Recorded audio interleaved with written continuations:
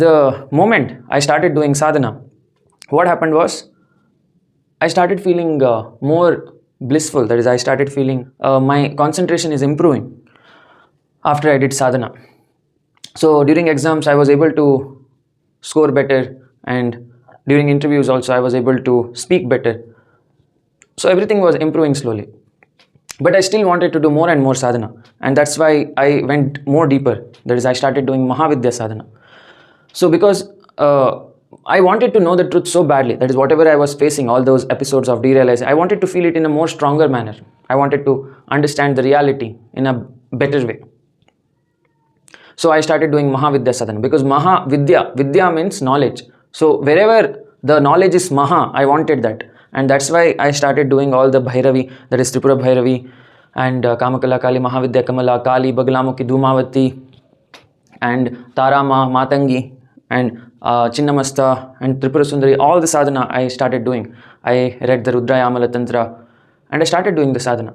Every day at 4 a.m. 4 a.m. to 7 a.m. I used to do sadhana, and 1 month passed by, 2 months passed by, 3 months, 4 months, no reaction. And what I was doing is, I was creating stories in my mind, and my mind was automatically doing it. I didn't have control over it. Whenever I did sadhana, in the 4th month, my mind started creating stories, like me going to Ganapati's house and requesting him, please open the door, I want to talk with you. And Ganapati used to talk back, and I just continued that story. I didn't care whether it is real or fake, because there were no one to tell whatever I'm doing is wrong, whatever I'm doing is complete illusion of the mind. I didn't have anyone to tell that. I didn't have anyone to break my hope, break my dream. So I was just doing it blindly. I didn't care what humans think. I just started talking.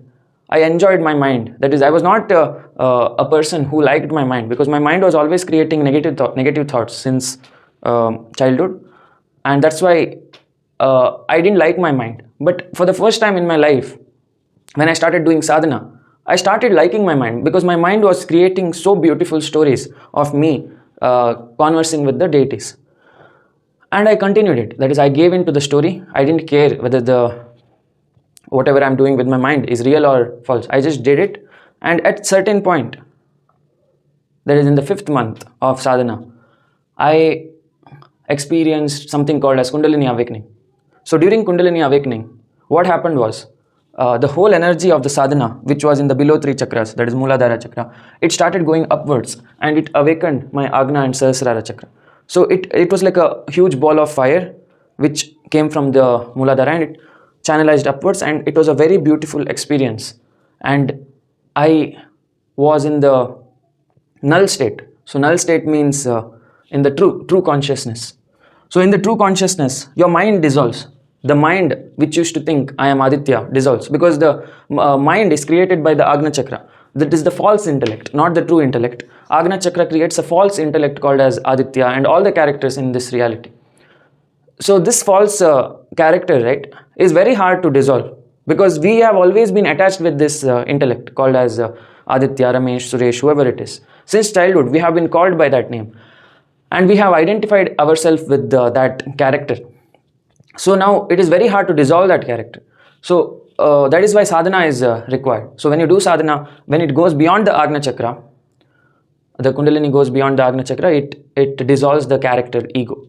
You go to the pure null state. And when I experienced that null state for the first time, I didn't feel anything. That is, I didn't feel my body, I didn't feel my mind. There was no mind. That is, the existence of mind completely vanished away. And I was left all alone in that pure nothingness state, and I liked it. And there was no person to tell I like it also. But I wanted that badly, that kind of dissolution of the mind which Buddhist monks talk about. I loved it, and I wanted to stay there. And that's why I started reading books regarding this. So the best book that came to my hand was the Autobiography of a Yogi. When I was working in the subway, I used to listen to Autobiography of a Yogi in Audible. And when he was talking about all these causal, astral, physical realms, I realized all these 3 realms are parallel to each other. They are not somewhere different. That is, this physical earth also has its own counterpart, that is astral earth, causal earth. So these three realms are parallelly existing and overlapping each other. And not only that, the causal realm is nearer to the truth. So the truth is vibrationless, whereas the causal realm is vibrating little, astral is vibrating more, and physical realm is vibrating even more higher. So the more the vibration, the more the Maya, more the illusion of the mind. So we are in the deepest illusion of the mind, called as physical realm, where all the navagrahas, that is Jupiter, Mars, Saturn, Earth, Sun, exist. So our solar system, including whatever is visible to your naked eyes, is physical in nature, and it is deep inside Maya. And whatever is astral is not visible to your five senses. It is visible to your Ajna chakra. And causal realm is not even visible to your Ajna chakra. It is only visible to your Sahasrara chakra. That is where Vishnus reside. So there are many Garbhodaksha Vishnus who are dreaming of multiple universes, and they are in the causal realm. So all these concepts were very clear in the autobiography of a yogi. And after that, I did more and more sadhana, and I liked going to that void state. And once finally I realized, okay, this is the true consciousness, that is Shiva. Shiva is the true consciousness, and whatever is happening in this material world is all false. It is all illusion of the mind. The mind, that is Ajna chakra, creates a false concept, false storylines. So whatever is going on in front of you, that is made by the five senses. That is, your mind gives rise to the five senses, that is the Vijnanamaya kosha, gives rise to your Manomaya, that is emotion, Pranamaya, that is vitality, and finally Annamaya, that is the five senses. So it gives rise to your five sensory body, and your five sensory body creates an illusion that you are Aditya, you are Ramesh, you are Suresh, you have an exam, you have an interview, you have a family, and you have father, mother, daughter, sister, husband, wife, whatever it is. So the five sensory body creates a illusory world, illusory concepts, like a very strong dream, because the physical dreams are very strong in nature, whereas the astral dreams that you go during the night time are a little bit lesser in Maya frequency. That is, the astral dreams that you go during the night time is little bit weaker reality. It can fade away faster because it is more closer to the truth. That is why it can fade faster. Whereas this reality is deep inside Maya, due to which it is hard to dissolve.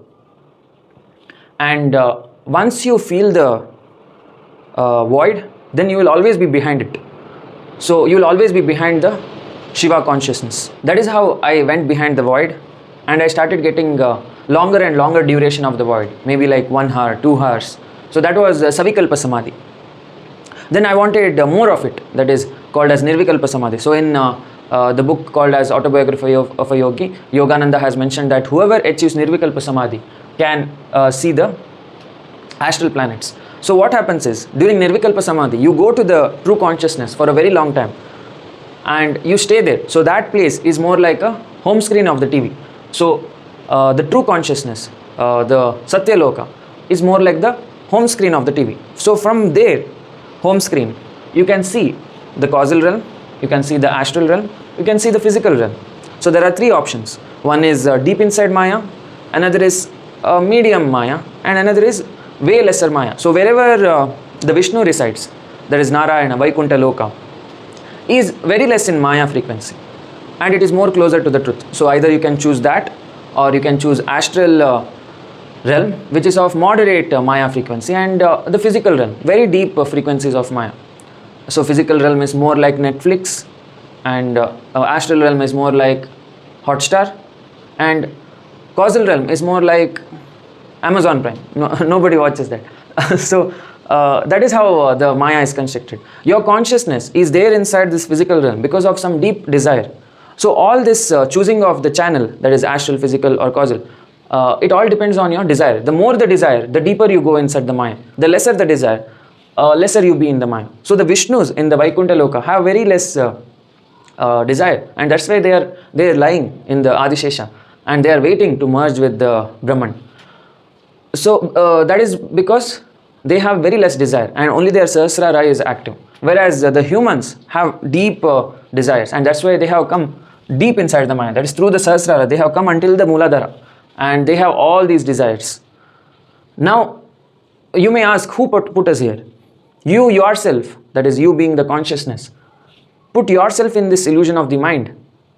this Maya because you had deep desires.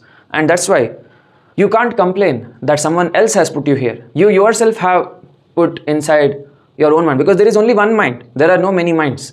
The whole reality, including the causal, astral, physical realm, is going on inside your mind. It is not outside the mind. Outside the mind, there is nothing. Mind itself is a false reality creating device. And it has put you inside this illusion. So to go out of this illusion, you have to do sadhana. So the proof that sadhana helps is my own story. That if you do sadhana for almost 5 months of Mahavidyas or all the Shiva Tattvas like Ganapati, Shiva, Bhairava, Krishna, Vishnu. So when you combine Mahavidyas with the Shiva Tattvas, it will create a beautiful pathway towards the Sahasrara Chakra. That is the Satyalok. That is true state of your consciousness, where we feel whatever is inside the black hole, where the time fades away. That is, we live in the present. So you may think we are living in the present, but no, this is not the present. So whatever is going on now, that is you watching this video in your mobile phone or TV or laptop, it is not the present. The present is deeper. In the present, there is no space, there is no time, there is only pure nothingness.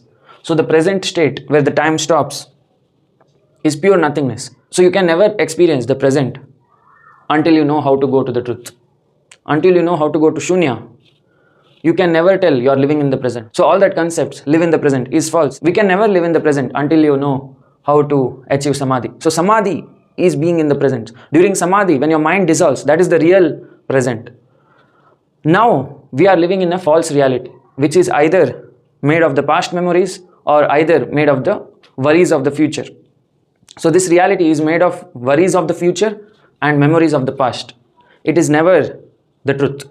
The truth doesn't have time in it, doesn't have space, doesn't have any thoughts in it.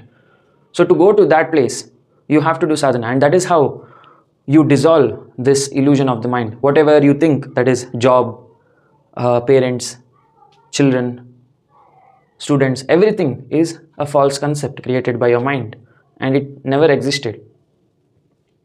So that is the way you relieve stress, overcome stress. The stress is all about the Maya. The stress is never about the reality, because the truth doesn't have anything in it. And once you realize that you can go to the truth by just chanting the mantras of the Mahavidyas along with the Shiva Tattvas, then you will realize that there was nothing to be stressed about, because whatever is going on is just a leela. It's just a play of the mind, and it is not true. So when you realize this, you will be very much relieved from everything. So from a person who has experienced the truth for a while, I say that there is nothing to be stressed about, because whatever is going on is just a illusion created by your 5 senses along with the mind. That is, the Vijnanamaya Kosha has given rise to these 3 koshas, Manomaya, Pranamaya, Annamaya, and all the chakras. And it has created a false reality which you are considering as true, and due to which you have worries about the future. You also have some past traumas which are memories of the character created by the Ajna chakra, and all this is false. So there is nothing to be stressed about. Just do sadhana and go to your true state. So that is how you overcome stress, anxiety, depression, and all sorts of mental health issues. Because whatever mental health issue you have is arising from the Maya. And when you realize the Maya itself is false, so there is nothing to be stressed about.